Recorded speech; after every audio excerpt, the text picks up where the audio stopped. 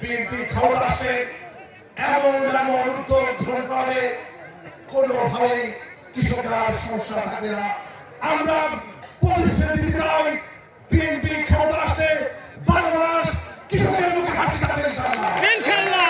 আমাদের সরকার বেগম খালেদা জিয়া তারেক রহমান ইতিমধ্যেই বুঝতে পেরেছে বাংলাদেশের কৃষকের উন্নয়ন হলে কৃষির উন্নয়ন হলে বাংলাদেশের উন্নয়ন হবে ইনশাআল্লাহ।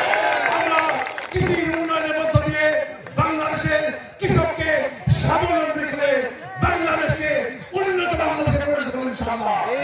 আমরা এমন একটি বাংলাদেশ গঠন করতে চাই যে বাংলাদেশের স্বপ্ন দেখেছেন শহীদ জিয়া রহমান বেগম খালেদা জিয়া। আমরা তেমন একটি বাংলাদেশ করতে চাই। প্রিয় ভাইরা, এতক্ষণ আমরা আমাদের প্রিয় নেতা বিএনপি ভারপ্রাপ্ত চেয়ারম্যানের পক্ষ থেকে আগামীতে বিএনপি ক্ষমতায় গেলে কি কি কর্মসূচি গ্রহণ করে আপনাদের জানাব।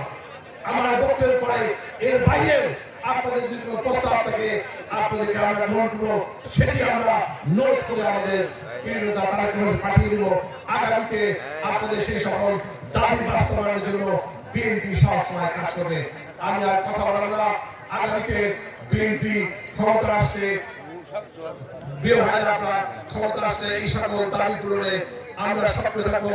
জাতীয় কৃষক দল আপনাদের পাশে রাখবে, বিএনপি পাশে রাখবো। এই কথায় এই প্রতিশ্রুতি ব্যক্ত করে এরপর যে আপনাদের কোনো প্রস্তাব থাকবে প্রস্তাব আমন্ত্রণ করে আমি আমার বক্তব্য শেষ করছি। খোদা হাফেজ। বাংলাদেশ জিন্দাবাদ। বাংলাদেশ জাতীয় কৃষক দল জিন্দাবাদ। আর নতুন কোনো প্রস্তাব